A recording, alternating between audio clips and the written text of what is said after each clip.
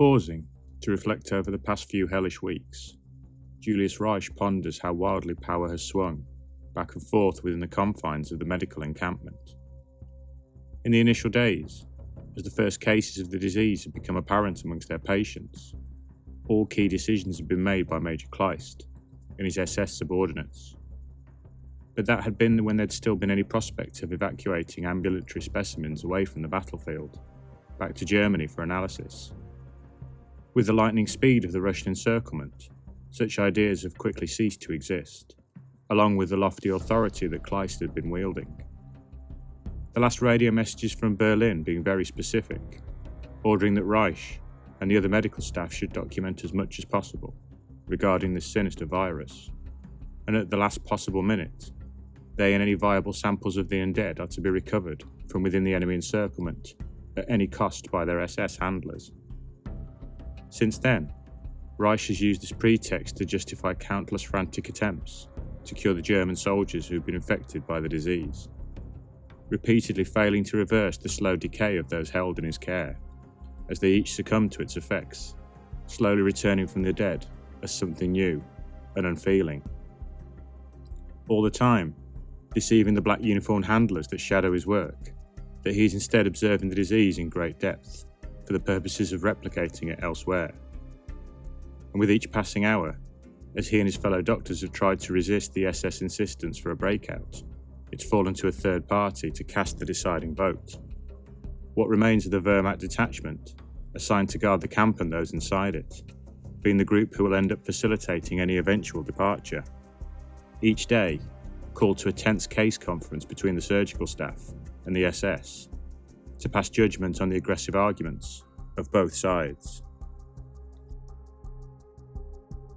Reich watches on as an animated Kleist and his deputies stalk into the room, the SS major struggling to hide his contempt for the medical officers assembled before him. Seated between the two sides, his own personal health having visibly deteriorated with each passing day, is Kleist's army counterpart, Major Ewald Hart. Waving his hands to silence those on either side of the argument, Hart pauses in consideration before then inviting the SS officers to voice their opinions. Kleist's speech is excitable, rushed, a hasty retread of the same tired argument he has peddled out for the last few days. Russian shells continue to fall ever closer to the perimeter as the German defenders in the neighbouring suburbs are pushed further out of the city. With every hour they delay, the chances of a successful breakthrough diminish, which is why they must evacuate the camp immediately. As he's now invited forwards to speak, it takes every fibre of Reich's being not to voice his own personal beliefs, that the reason for Kleist's passionate entreaties are the likelihood of his execution and those of his men should they fall into Russian hands. He speaks slowly and calmly, explaining there are still a number of procedures that he and his colleagues must attempt and document before they can leave, and how failure to do everything in their power to evaluate this disease would likely result in accusations of misconduct and even punishment upon their return to Germany. Minutes later, Hart's judgment is passed. As before, the matter will be reviewed in a further 24 hours, and all parties are now released to go about their business. It's only once the SS have retreated from the room in a hidden disgust that Wehrmacht Major motions for the doctor to speak with him in private, stating he can realistically afford the medical staff no further leeway, despite his own personal hopes they can cure those of his men who've been infected. Informing Reich this will likely be the last occasion he is able to side with the medical staff, and the time is now approaching for what remains of his command to accept Kleist's proposal. With Hart's words burning in his ears, Reich withdraws to his tent, throwing himself into a lengthy evening of scattershot medical procedures. With numerous degrees of limb amputation and blood transfusion having already failed, he resorts to the application of extreme heat and cold upon infected blood samples, dispatching his orderlies to gather buckets of snow and ice from the perimeter of the camp, in the hopes the effects of the virus can somehow be stopped. When this fails, he orders that fires be set, and attempts to use heated tools to sear and cauterize localized zones of infection, watching on forlornly as this again fails. With all possible options having now been exhausted, the doctor stares weakly down at the struggling patients strapped to the gurneys before him, regarding the complete absence of emotion on their faces, beyond hunger, realising he only has one option remaining. As artillery fire continues to sound throughout the night, he issues orders to the nursing staff before commencing rudimentary cranial surgery on the infected soldiers, noting that the removal of certain infected areas of the brain does seem to have a visible effect on at least one patient, appearing to actually simulate a pain response on some level. Excitedly calling out his observations to an orderly, who eagerly notes them down, the doctor pushes on, probing and prodding away deep into the exposed skulls of his subjects, until the first rays of daylight begin to creep in from outside, and he realises that the day's greatest challenge is now only a few short hours away. Utterly exhausted, in the grip of a sapping fatigue, the army doctor somehow manages to haul himself outside for a short and shocking clean in the snow outside his tent, utilising the notes of his subordinate to update his own diaries, before setting off determinedly towards the daily appointment with his peers. On this occasion, Otto Kleist sweeps into the room in a state of utter triumph, clearly buoyed by the prior conversations he's undertaken with Hart outside this forum. His features heavy, the army major uses a shaky hand to indicate for Reich to speak, struggling to make contact with the doctor or his staff.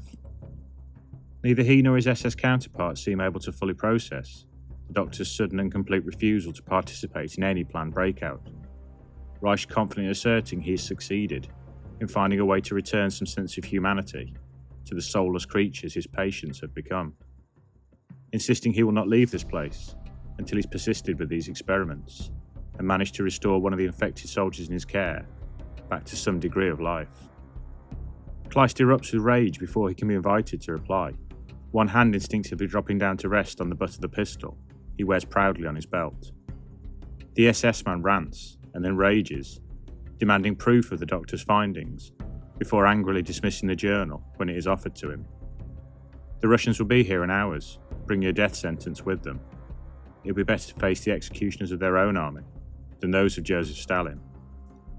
All eyes then turn to Hart, who can do little but stare down helplessly at the featureless surface of the desk he is enthroned behind.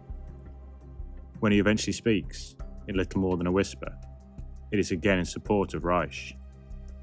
He and his men will stay to assist the medical staff, in the hopes of restoring the comrades they've lost to this virus. As he rises to leave the room, Kleist damns his peers, accusing them of weakness, cowardice, every other human failing he can think of. And then he's gone, his men with him, to gather their arms and fight their way free of the clutches of their Russian captors, to return home to Germany.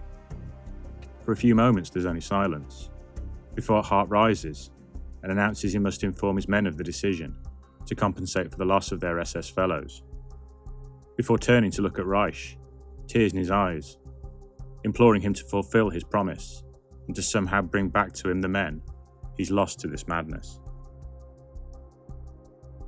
The next few hours disappear at lightning speed amidst a sea of frantic surgical procedures. His staff watching on, Reich methodically probes his way through the various parts of the minds of his remaining patients, eventually settling upon the temporal lobe of each patient, having failed to elicit any significant response from manipulation of the other sections, managing on several occasions to evoke something that could potentially be taken for communication from the mouths of his patients, before they then succumb to the extreme damage he has caused. One infecting soldier even turning his head to one side, making eye contact with the physician, holding his gaze, and opening his mouth as if to form a word, before then expiring. Unable to work further due to his exhausted state, Reich transcribes his notes and hurries to find Hart to share his findings with the major. But as he joins the army officer in the centre of the camp, it becomes clear his efforts have come far too late. There, stood atop a nearby crest, calmly regarding the first aid post that lies before him, stands a solitary Russian soldier, a dark blue visored cap atop his head.